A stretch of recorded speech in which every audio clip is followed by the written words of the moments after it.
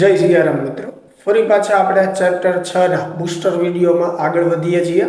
આજનો આપણો ટોપિક છે સોલેનોઇડનું આત્મપ્રેરકત્વ। એની માટે આપણે એ આડછેદનું ક્ષેત્રફળ ધરાવતો, L લંબાઈ ધરાવતો અને એકમ લંબાઈ દીઠ સ્મોલ n જેટલા આંટાઓ હોય એવો એક સોલેનોઇડ જે છે એ ધ્યાનમાં લઈએ।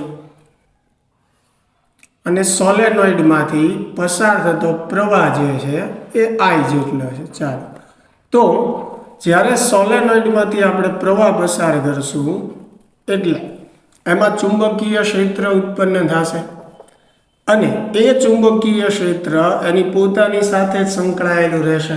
જ્યારે બાહ્ય પ્રવાહમાં આપણે ફેરફાર કરીએ એટલે એની સાથે સંકળાયેલું ફ્લક્સ બદલાય, એટલે એમાં પ્રેરિત EMF ઉત્પન્ન થશે। આ ઘટનાને આત્મપ્રેરણની ઘટના કહેવાય, બરોબર। અને એમાં જે EMF ઉત્પન્ન થાય એને આત્મપ્રેરિત EMF કહેવાય।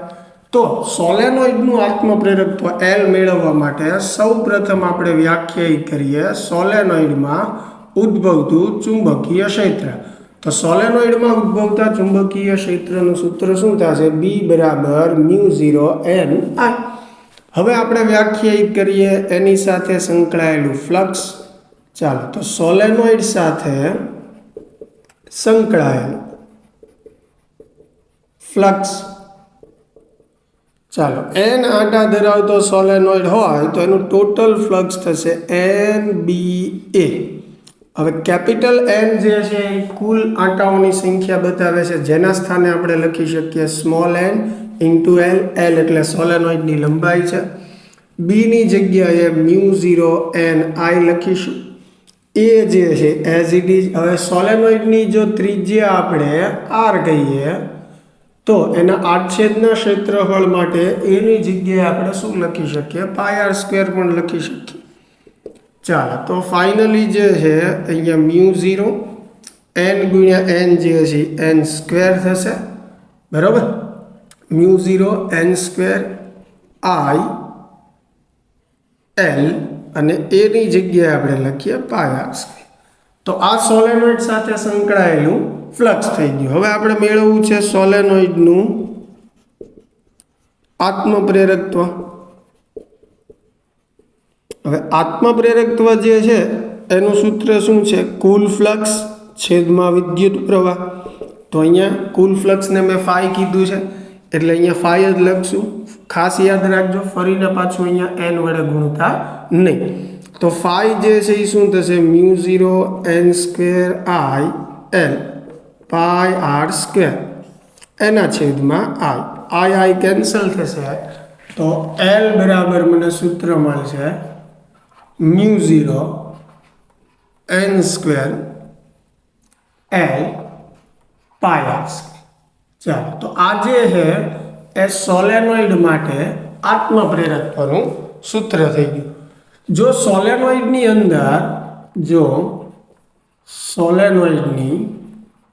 અંદર મ્યુ પરમિએબિલિટી વાળું દ્રવ્ય ભરેલું હોય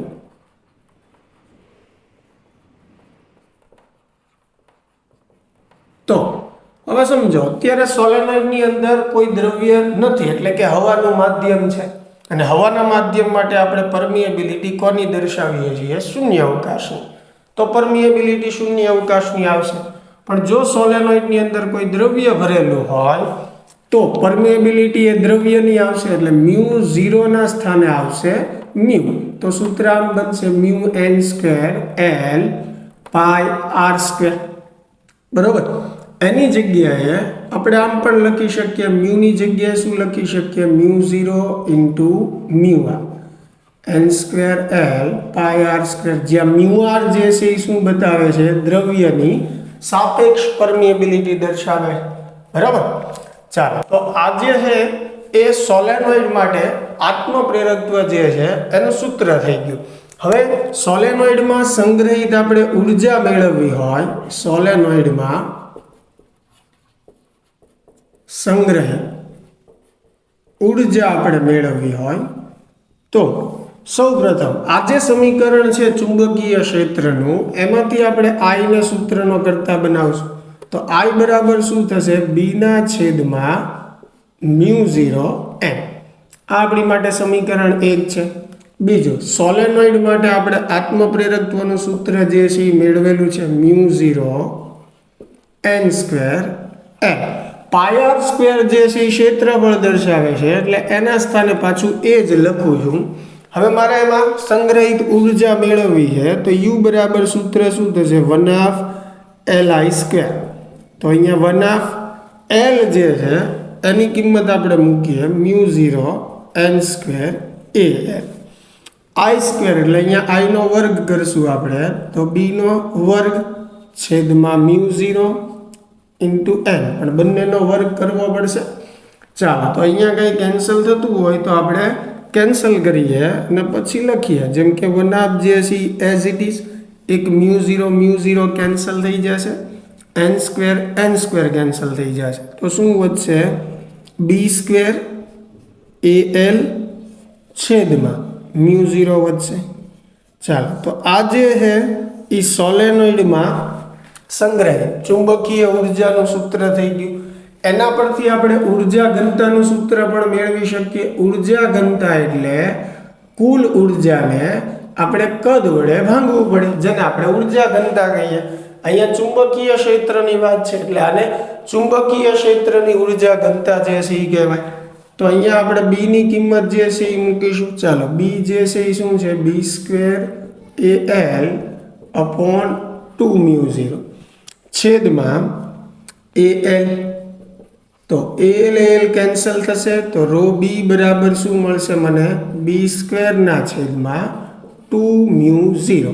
તો આ જે છે એ સોલેનોઇડમાં સંગ્રહિત ચુંબકીય ઉર્જા ઘનતાનું સૂત્ર થઈ ગયું. હવે એવું નથી વિદ્યાર્થી મિત્રો કે ફક્ત આ સોલેનોઇડને જ લાગુ પડે છે. આ ચુંબકીય ક્ષેત્ર સ્વરૂપે ઉર્જા સંગ્રહ કરતા કોઈ પણ તંત્રને લાગુ પડે છે. એટલે આપણે જનરલ કહી શકીએ કે આ ચુંબકીય ઉર્જાનું સૂત્ર છે, બરાબર. જેમ કે 1/Li સ્ક્વેર જે છે એ પણ ચુંબકીય ઉર્જા માટેનું સૂત્ર છે, એને આપણે આ ફોર્મમાં ફેરવું છે. અને આ જે સૂત્ર આપણે મેળવ્યું છે, બરાબર છે, એ દરેક કેસમાં ચુંબકીય ઉર્જા ઘનતાનું સૂત્ર છે, બરાબર. એટલે ધ્યાનથી સમજજો કે U બરાબર 1/Li સ્ક્વેર જે છે એ ઉર્જાનું સૂત્ર છે, અને રો B જે છે એ દરેક ચુંબકીય તંત્ર માટે ઉર્જા ઘનતાનું સૂત્ર છે, બરાબર. તો આશા છે વિદ્યાર્થી મિત્રો ટોપિકમાં આપણને સમજણ પડી હશે. મળીએ હવે નેક્સ્ટ લેક્ચરમાં.